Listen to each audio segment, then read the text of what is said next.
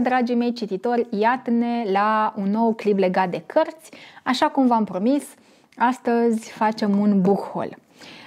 Vă spuneam că s-au strâns ceva cărți în biblioteca mea, cărți noi, pe care nu vi le-am arătat până acum. Țin eu minte că ultimul book haul a fost făcut prin decembrie, deci imediat sunt 3 luni de când nu v-am arătat ce cărți am mai primit și ce cărți am mai cumpărat, așa că le-am adunat pe toate, sper să nu fi omis ceva, cred că sunt toate aici. Sunt împărțite în două categorii, aici am cărți pe care le-am găsit în anticariat și cărți pe care le-am primit de ziua mea și cu diverse ocazii, iar aici sunt cărțile noi ce mi le-am cumpărat, ce mi-a mai atras atenția, să vedeți și voi ce titluri noi au intrat recent în biblioteca mea. Niciuna din cele prezente nu este citită. După cum vedeți, le-am pus cu partea asta la voi pentru a nu vedea în avans ce cărți am luat și să-i dăm drumul, zic. Și hai să începem cu prima carte din acest rând. Prima carte, e mult spus primită, este o cărticică pe care am luat-o zilele trecute când am fost în Cărturești, pe care mi-a luat o cătă la cerințele mele, să spun așa. O carte scrisă de Mihnea Bâlici, Cațo. Este o carte de poeme despre care foarte multe nu știu să vă spun. Am auzit și eu în stânga și în dreapta de ea, dar vedem dacă merită citită. Această cărticică este foarte subțire și hai să vedem ce ne spune. Este ceva aici interesat? Uite, avem și niște imagini, niște poze. Hai să vedem ce ne spune despre autor și despre această carte de poeme. Câteva rânduri. Mihnea Bâlici, 1998, este din comuna Piatra Șoimului, Neamț. În prezent este student la Facultatea de Litere din Cluj-Napoca. Bine, în prezent, asta în ce an o fi fost? Așa. Unde am rămas, este redactor șef al revistei Echinox, organizator al atelierului de poezie din cadrul festivalului Super și cofondator al platformei culturale Mafia Sonetelor. Deci acest autor scrie cronică literară și poezie. M-am gândit eu așa că ar fi frumos din când în când să mai iau și câte o carte scrisă de un autor român pentru a susține și literatura noastră. Debutul lui Mihnea Bâlici este cu siguranță una dintre cărțile pe care poate mai ales generațiile mai tinere o vor avea mereu la capul patului sau undeva pe aproape. Ia uzi! Hai că o vom vedea noi cei cu cartea asta. Eu în general nu citesc poeme, poezii, mai rar, dar din când în când ar merge să mai pun mâna și pe câte o astfel de cărticică. Și da, asta e prima carte. Povestim noi despre ea după ce o voi citi. Mai departe, următoarea carte scrisă de Dominique Leroux, Arta simplității. Este cărticica asta pe care am primit-o de ziua mea,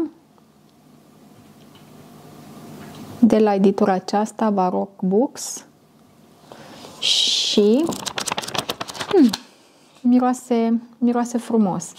Spune aici că Dominique Leroux vă propune o subtilă alianță a eticii cu estetica inspirată din filosofiile orientale, o apologie a simplității care nu înseamnă, în ruptul capului, simplificare. Dar ce frumoasă e coperta totuși, scrisul ăsta așa elegant și detaliile astea argintii, da. Și uite, am și o mică dedicație de la prietena mea, ceea ce îmi place foarte mult, apreciez atunci când se lasă acolo 2-3 rânduri și nu mi se oferă cartea așa pur și simplu.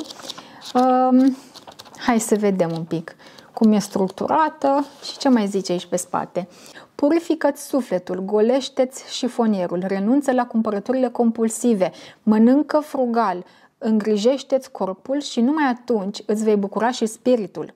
Dominique Leroux transpune principiile Orientului pentru Occident, plecând de la dictonul japonez care spune că perfecțiunea nu constă în a face lucruri neobișnuite, ci în a face lucruri obișnuite într-un mod neobișnuit.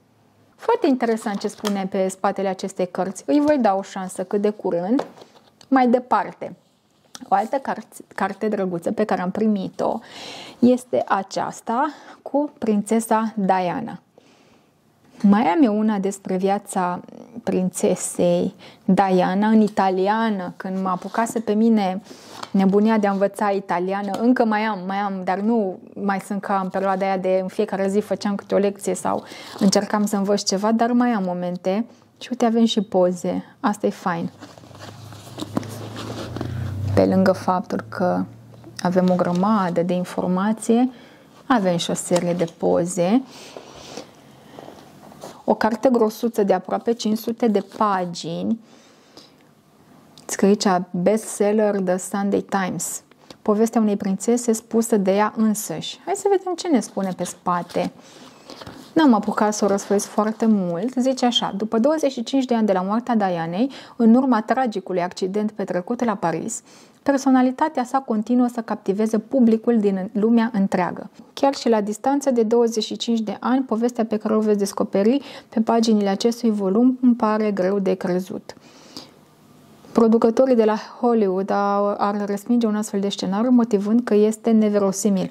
O prințesă frumoasă, dar disperată, un scriitor necunoscut, un dute vino marcat de amatorism și o carte care avea să schimbe pentru totdeauna viața prințesei. O carte care abordează din alte unghiuri viața ei și tragedia morții ei, posibil. Ia să vedem. Cea mai documentată carte scrisă vreodată despre familia regală. Și ce mai spune aici? Autorul reușește să plaseze faptele Dianei în context și să prezinte o imagine echilibrată a acestei memorabile personalități. Bine, curioasă, cea de-a treia carte este aceasta, Pictura, secrete și dezvăluiri. Mai am astfel de cărticele despre pictură. Chiar v-am arătat recent una, era un fel de ghid, mai mult te ajuta să înțelegi stilurile din pictură, să le diferențiezi. Mai am și ceva asemănător, dar nu conține chiar atâta informație despre chestiile astea, secrete și dezvăluiri. Sunt super entuziasmată de ea, abia aștept să intru în paginile ei. Are și un miros foarte plăcut. Bineînțeles, paginile astea grosuțe, lucioase, cu multe imagini, dar și multe informații. Hai să vedem ce ne mai spune pe spate această carte. Avem așa: combinația de linii și culori în forme care aparțin picturii constituie un limbaj. Trebuie să-i examinăm regulile și procedeele așa cum sunt analizate rimele și cuvintele într-un poem sau notele și ritmurile în muzică. Frumos spus, nu? Intenția ei este de a oferi câteva chei, nu pentru a epuiza misterul unei picturi care se păstrează întotdeauna, ceea ce este foarte bine, ci pentru a descoperi motivele care disting o capodoperă de o producție mediocră și care, în orice tablou înzestrat cu oarecare valoare, dovedesc coerența unei creații. Îmi place foarte mult ce scrie pe spatele ei și sunt chiar entuziasmată de această carte. Mamă, când voi ajunge eu la toate cărțile ce au rămas necitite, sincer nu știu.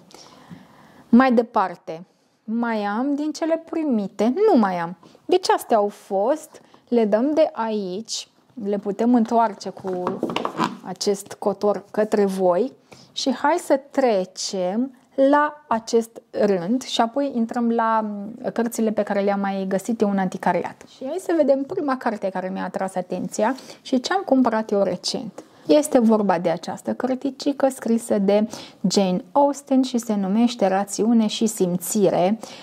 Este foarte, foarte faină coperta asta. Face parte din colecția Romane nemuritoare de la Litera. Cred că este primul volum și tare mult mă tentează.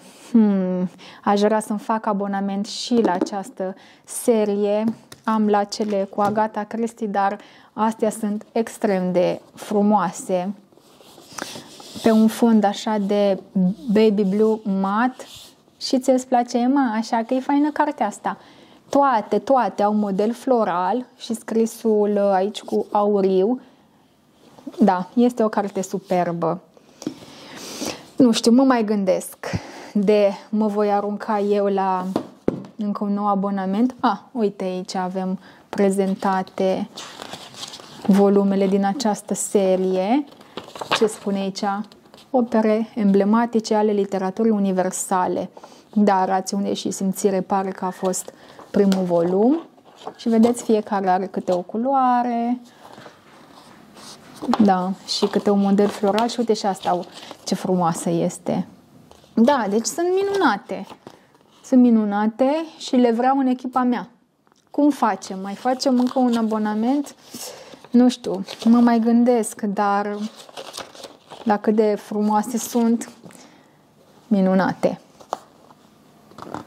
Colecția Romane Nemuritoare oferă o varietate de perspective și stiluri literare, reflectând diversitatea de voci care au îmbogățit literatura de-a lungul timpului și propunând scriitori clasici, străini și români, ale căror opere au captivat generații de cititori, nu doar ca sursă de divertisment, ci și pentru că oferă o viziune profundă asupra societății, culturii și emoțiilor umane de-a lungul istoriei. Ce îmi spuneți voi, ați citit cartea asta? Uite ce frumoasă e pagina de la primul capitol, cu aceleași flori. Da, elegantă cărticică. Numai că e scris un pic mai micuț și înghesuit, dar nu e o problemă așa de mare. Da, asta miroase și mai frumos.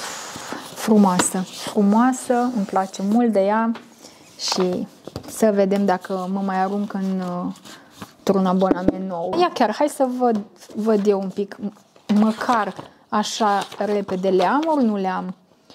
Rațiune și simțire, Casa Veseliei, Mândrie și prejudecată, Pânza de păianjen. Mai să știți că nu prea le am. Cred că doar Mândrie și prejudecată. Ia, ce mai avem? Emma, Cartea Mironei, Persoasiune. Nu cred că le-am, deci n-ar fi o greșeală să-mi fac abonament. Da, vedem. Acum că tot spuneam de abonamente, știți că primesc lunar 2 volume din colecția asta cu Agatha Christie. Mi-am făcut abonamentul pentru că voiam să am toate cărțile de la Agatha Christie, să fie în aceeași ediție, frumos, așa, să le pun împreună pe toate și acum le țin împreună. Pe aceasta am citit-o. Ucigașul ABC este una din preferatele mele. M-a ținut într-un suspans. Foarte fain a fost lectura. Așa că vă recomand, bineînțeles. Ai, ce diferență l-a scris aici față de cea de dinainte, scrie atât de mare. Deci Ucigașul ABC, iar cea de-a doua, Cadavrul din bibliotecă. De data asta, cele 2 cărți sunt citite de mine. V-am spus că o mare parte din cărțile scrise de Agatha Christie le am deja, dar mai sunt și o grămadă pe care încă nu le-am citit. Ce frumoasă e și asta! Și îmi plac mult că și astea vin așa cu o copertă dură, cartonată și fiecare de câte o culoare. Următoarea carte este scrisă de Akira Mitsubayashi. Cred că atât am mai puțit nume de autor de-a lungul vlogurilor. Cartea se numește Inimă frântă. Uite ce drăguță e coperta. Scrie aici că este un roman clasic, o poveste amplă și foarte emoționantă. Piesa mică, dar vitală din lemn de molid, aflată în corpul unui instrument cu coarde, care asigură calitatea, propagarea și uniformitatea vibrațiilor, se numește în limba franceză suflet, iar în română inimă. Romanul parcurge lungul drum spre vindecare al mai multor inimi frânte, un drum cât o viață, departe și în același timp aproape de casă, marcat de amintiri și dureri ascunse, de răni ce par cu neputință de cicatrizat. Akira Mitsubayashi combină într-o proză atât de simplă încât pare cristalină naturalismul romanului francez și magia poveștilor japoneze. Cartea sa este un dar. Interesant, aș spune eu. Sunt curioasă ce are de oferit această carte și cum scrie acest autor și sper să nu mă dezamăgească. Următoarele 2 cărți au fost cumpărate la set. Le-am găsit eu pe EMAG împreună, la un preț extrem de mic și nu aveam neapărat intenția să citesc aceste cărți, dar am văzut filmul făcut după una din ele și atunci cât am dat, mă, că nu venea să cred, 10 lei pachetul, parcă așa cumva a fost, am zis, păi cum nu le iau eu? La 10 lei, păi cum să nu le iau eu? Și este vorba de A.G. Finn, Femeia de la fereastră, cu siguranță știți această carte, poate chiar ați văzut și filmul de pe Netflix. Mie mi-a plăcut filmul, nu pot să zic că a fost chiar ceva nașpa. Mi-a plăcut, a fost un film la care am putut să mă uit. Și să vedem cum o fi cartea. Ar trebui să bată filmul, nu? Cam așa se întâmplă mai mereu. Iarăși o carte care cred că o să se citească foarte repede. Cum vă spuneam eu, cartea asta a venit însoțită de asta, fiind el așa un pachet. Cea de-a doua fiind scrisă de Celeste Ng, poate iar bat câmpii cu numele, Mici focuri pretutindeni. Am înțeles că și după această carte ar fi un film, dar nu știu sincer, nu am căutat și nu m-am documentat. Și ce ne avem noi aici? Autoarea bestsellerului Tot ce nu ți-am spus. Am mai auzit și de Tot ce nu ți-am spus. Am citit Mici focuri pretutindeni dintr-o suflare. Uite ce spun alții. Mi-a plăcut la nebunie Mici focuri pretutindeni. Este poate romanul meu preferat din cele pe care le-am citit anul acesta. Oricum, astea din seria asta sunt așa mai cu suspans, gen thriller. Da, uite, că am cartea. Acum am văzut aici coperta, dar am uitat de ea. Am uitat de ea total. Da. În fine. Deci avem o suburbie unde totul este planificat, de la culoarea caselor până la viețile oamenilor. Nimeni nu întruchipează mai bine spiritul orașului decât o anume Elena nu știu cum, al cărei principiu călăuzitor este să respecte regulile. În acest orășel ajunge Mia, o mamă singură și o artistă enigmatică. Deci vine aici împreună cu fiica ei adolescentă, închiriază o casă de la una din familiile de acolo, ajung mai mult decât chiriașe, uite, ajung prieteni și apoi intrăm în viața misterioasă a Miei. Deci Mia are un trecut misterios și o lipsă de respect față de regulile care amenință să distrugă această comunitate ordonată. Interesant. Da, evident că această Elena este hotărâtă să descopere secretele din trecutul Miei, iar obsesia ei va avea urmări devastatoare. Bine, hai să vedem cum or fi și astea. Apropo, să-mi spuneți dacă ați citit ceva din tot ce vă arăt eu aici, că eu sunt curioasă. Vă place, nu vă place, cărți bune, nu prea merită, să vedem pe ce punem mai repede mâna. Mai departe, a mai rămas ceva, da, sigur că a mai rămas. Uite, mai avem două cărți, una grosuță, una un pic mai subțirică. Este vorba despre cartea ce are și un film pe Netflix, un serial. Se numește Alias Grace, scrisă de Margaret Atwood. Și după copertă, cred că deja vă dați seama de serial. Dar, sincer, dacă stau acum să mă gândesc, nu pot să-mi amintesc despre ce e vorba. Hai să vedem. Inspirat de un fapt real, dublul asasinat de o violență fără seamăn care a cutremurat Canada anul 1843, romanul scris de Atwood investighează destinul uneia din cele mai enigmatice și faimoase femei din secolul XIX. Acuzată de o crimă abominală comisă la numai 16 ani, Grace Marks este absolvită de pedeapsa capitală și condamnată la închisoare pe viață. Dar este de fapt Grace vinovată sau nevinovată? Amnezică sau doar vicleană? A fost Grace diavolul în haine femeiești, o adevărată ucigașă sau, dimpotrivă, doar victima neajutorată a unui complice violent? Încep încet să-mi amintesc, dar nu cred că m-am uitat la tot serialul. Numai bine o să citesc cartea, deși e grosuță, dar promite, zic eu. Să-mi spuneți dacă ați citit-o. Și ultima carte cumpărată ce mi-a atras atenția, o autoare pe care o întâlnesc tot mai des Este vorba de o carte scrisă de Christian Hanna, se numește Drum în noapte. Am eu de la acest autor în bibliotecă Cele 4 vânturi. Mă tot gândeam să mă apuc de ea, dar uite că n-am apucat. Și hai să vedem ce ne spune aici pe spate, 2-3 rânduri. Drum în noapte este una din acele cărți cu totul deosebite despre triumful puterii spiritului uman în procesul iertării. Ne spune pe spate așa. Timp de 18 ani, Jude a pus nevoile copiilor ei mai presus de propriile interese și aspirații. Gemenii ei, Mia și Zack, sunt niște adolescenți sclipitori și fericiți. Când Lexi se mută în comunitatea lor mică și unită, Jude o primește cu cea mai mare bunăvoință. Lexi, un copil crescut în orfelinate și familii adoptive, devine în scurt timp cea mai bună prietenă a Miei. Apoi Lexi și Zack se îndrăgostesc și cei trei devin inseparabili. Totul e minunat până când, într-o noapte de vară, în ultimul lor an de liceu, o decizie proastă le schimbă în mod tragic destinele. Și gata, nu citim mai mult decât atât. Curioasă și de cartea asta. Și iată toate cărțile ce mi-au atras mie atenția din ultima perioadă. Astea sunt, vi le-am arătat și acum să trecem la cele găsite la anticariat, nu înainte de a vă arăta ce am mai găsit eu interesant pe Litera, luând o parte din cărțile pe care vi le-am arătat. Stați un pic, să facem aici loc pentru a vă putea arăta exact. Este vorba de niște albume. După cum vedeți, sunt un număr de 1, 2, 3, 4, 5 albume. Sunt albume pentru pisicile mele și pentru câinele meu. De ce am luat eu aceste albume?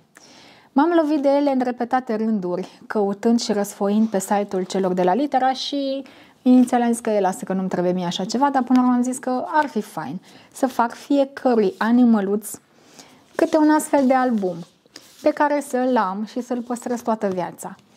Și am luat pentru cele 3 pisici și 2 pentru câini. De ce 2? Am luat unul și pentru Lisuca, ce nu mai este, câinele meu, ce a trăit alături de mine aproape 13 ani. Și v-am mai povestit eu despre dorul pe care l-am și în fine, nu vreau să mă întristez deloc astăzi, dar mi-ar fi plăcut să am un astfel de album și cu Lisuca, cu poze și momente pe care le-am petrecut împreună încă de când era atâtica și de când mi-a adus-o și era, uite, un puiuț mic.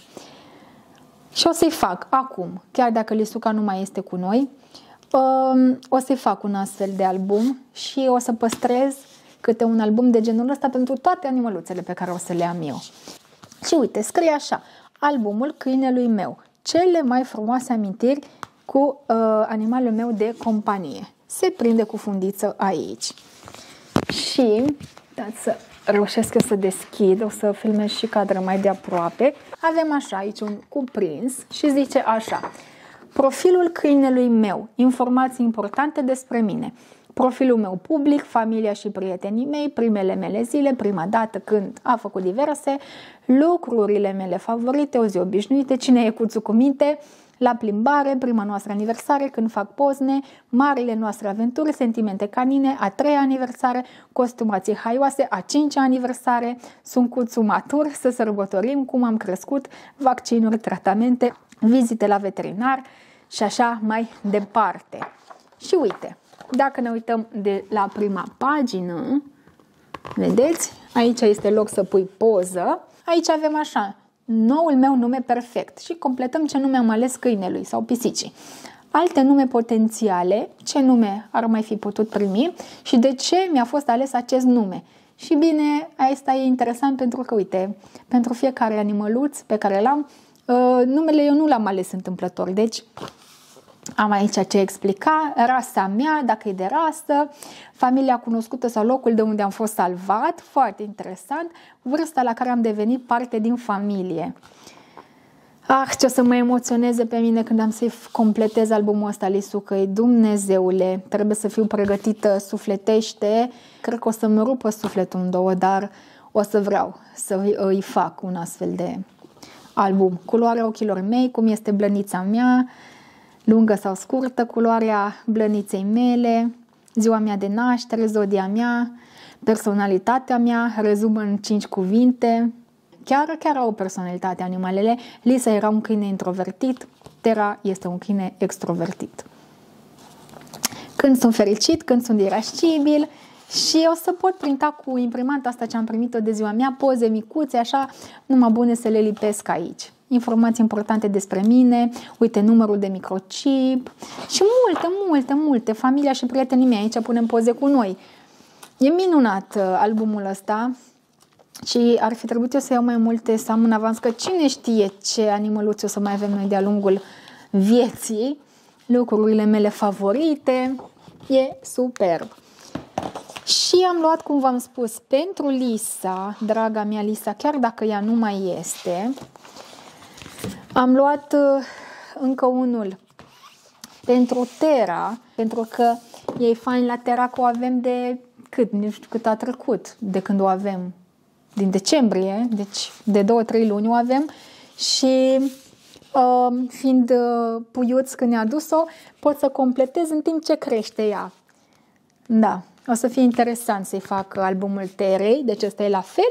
Și ia uite ce frumos e și cel de pisicuțe. Scrie aici pe spate: din prima clipă în care aduci pisoiul acasă până la cei mai frumoși ani petrecuți împreună, folosește albumul pisicii mele pentru a păstra amintirea fiecărui moment prețios. Acesta este un adevărat compendiu al lucrurilor care definesc o pisică. Nu doar că te va ajuta să strângi date și informații vitale pe care să le ai mereu la îndemână, dar, la fel de important, îți va reaminti și de momentele speciale de care v-ați bucurat pe parcursul anilor. Având fișe detaliate de completat, locuri de inserat fotografii și o gamă selectată cu grijă de ilustrații adorabile, citate și informații, dar și puncturi utile, acesta este cadoul perfect și indispensabil pentru fiecare iubitor de pisici. Ia să vedem cum este structurat. Avem de data asta mov, lila de fapt, așa nu mai este albastru, cu lăbuțe, simpatic tare. Nu știu dacă ați auzit, dar a țipat Tera în somn. Iarăși, albumul pisicii mele, aici vom pune o fotografie și numele. Și avem același cuprins. Ia să vedem. Profilul pisicii mele, informații importante despre mine, profilul meu public, familia și prietenii mei, primele mele zile. Pare că da. Da, uite, numărul meu preferat. Deci este la fel împărțit. Aceleași chestii trebuie completate. Și ce tare, uite că asta nu le-am observat, mai avem și câte un mic citat aici colo. Cea mai mică dintre feline este o capodoperă, spune Leonardo da Vinci. Ce drăguț! Și avem tot felul de citate, ia. Mai avem aici, Hemingway spune: pisica dă dovadă de onestitate emoțională absolută. Dintr-un motiv sau altul, oamenii își pot ascunde sentimentele, dar o pisică nu o face. Ia să vedem. Avem și aici, în asta de câine. Da, uite ce spune Platon. Câinele are suflet de filosof, să se știe. Foarte faine sunt. Deci, 3 albume și pentru pisici, pentru Ami, pentru Ciuf și pentru Emma. Abia aștept să am timp să mă ocup de ele. Acum că am și imprimanta aia micuță, o să pot să scot poze diverse de orice mărime, numai bune pentru a fi lipite aici. Și să ajung la zi cu completatul în album. Faine. Deci voiam neapărat să vă arăt astea pentru că sunt drăguțe și dacă mie mi-au plăcut atât de mult, fiind o nebunită după animale și o iubitoare de animale, mă gândesc că mai sunteți ca mine și că vă atrag astfel de chestii și vreți să aveți pentru pisicuțele voastre și pentru cățelușii voștri. Și intrăm, bineînțeles, în ce cărți am găsit eu la anticariat. Să știți voi că multe nu sunt, însă am luat ceva ce urmăream de foarte mult timp. Și, în sfârșit, am cele 3 volume scrise de Alexandre Dumas și anume Contele de Monte Cristo, volumul 1, volumul 2 și volumul 3. Da, astea sunt cărți luate de la anticariat, sunt noi, arată foarte, foarte bine. Chiar dacă sunt o editură de asta așa mai pentru copii, nu contează, sunt perfecte. Le pândeam eu să le cumpăr, ba nu găseam toate volumele, ba le găseam la anticariat de la preț mai mare decât ar fi fost într-o librărie și uite că am mai așteptat un pic și le-am găsit. Și de mult am în cap să citesc Contele de Monte Cristo. Să vedem, o lectură destul de lunguță și uite și scrisul ăsta mic și înghesuit, te obosește scrisul ăsta. Chiar vreau să vedeți ce înghesuială ești pe pagini, stați. Dacă puteți vedea, pe mine personal mă obosește astfel de scris, dar asta este, bine că le am. Oricum am cartea și pe Kindle. Este una din cărțile pe care mi le-am pus pe lista să fie citită în 2024. Să vedem. Prea multe vreau să citesc anul ăsta, iar nu o să apuc să-mi ating obiectivul, oricum obiectiv, că nu prea mi-am pus obiectiv anul ăsta, dar așa, o oarecare idee tot am. Am mai luat cele două reviste de aici, de lângă mine, și le pândesc și pe celelalte. Mari pictori, futurismul și aici avem suprarealismul. Mie suprarealismul chiar îmi place foarte mult. Și când am văzut că revista asta, am zis, hai să o iau, că mai stau așa, mai răsfoiesc și mai aflu una alta. Și cea de-a doua, cu futurismul, despre care foarte multe nu știu, tocmai de asta am luat-o să citesc, să mai aflu una alta. Deci, revistuțele astea drăguțe și mai am două cărți. Una nu este la mine, dar vă spun imediat despre ea. Am găsit această carte la anticariatul online Târgul Cărții, pe care am dat, nu mai știu dacă am dat 3, 4 sau 5 lei maxim. Este vorba de Dan Brown, Îngeri și Demoni, scris în spaniolă, de data asta Ángeles y Demonios. O am și în italiană, română nu am. O am în spaniolă, dar probabil că o voi citi în spaniolă. Și dacă tot m-am apucat să citesc Codul lui Da Vinci, cred că la un moment dat pun mâna și pe Îngeri și Demoni și uite așa, am mai luat o carte de acest autor. Și să vă spun de cartea pe care nu o am pentru că am dat-o unui prieten, iar pentru ultima carte mă voi folosi de Goodreads, pentru că aici mi-am pus cartea la Want to Read. Este vorba de Jurnalul Generalului Sănătescu de Constantin Sănătescu. Cartea aceasta, despre care am auzit câteva chestii și mi-a atras atenția în mod deosebit. Câteva chestii despre cartea asta. A fost unul dintre principalii actori ai actului de la 23 august 1944 și a fost de față la ultima întâlnire dintre regele Mihai și mareșalul Antonescu, fiind și martorul primelor etape ale procesului de sovietizare a României între 1944 și 1947. Toate acestea se regăsesc în jurnalul său sub forma unor date concrete și fapte trăite pe viu, având în marginea lor un comentariu sobru, dar neiertător. Perfect conștient de faptul că relatarea unor asemenea evenimente la care participase nemijlocit vor transforma jurnalul său într-un document militar, istoric și politic de primă mărime, generalul voia ca acest jurnal să devină cândva public și de aceea a ținut să spună doar adevărul, oricât de neplăcut. Foarte interesant, ne trebuie și astfel de cărți, cumva, să spun așa, interzise în perioada comunismului. Mie îmi place să citesc astfel de cărți, așa că abia aștept să o încep. O să vină și rândul ei, acum este la un prieten care este la fel interesat de astfel de subiecte. Și, astea sunt toate cărțile pe care le-am luat. Mi-ar plăcea să vă arăt și mai multe, dar gata, s-au gătat. Atât am cumpărat, atât am primit. Vedem ce mai cumpărăm noi anul ăsta, mai potolit, așa ați văzut, nu prea mă arunc la foarte, foarte multe, că oricum sunt multe de citit, au rămas multe în bibliotecă necitite. Ăsta a fost clipul de astăzi, nu mă lungesc mai mult decât atât, este suficient cât am vorbit și astăzi. Noi ne revedem în curând, v-am pupat, v-am îmbrățișat, pa!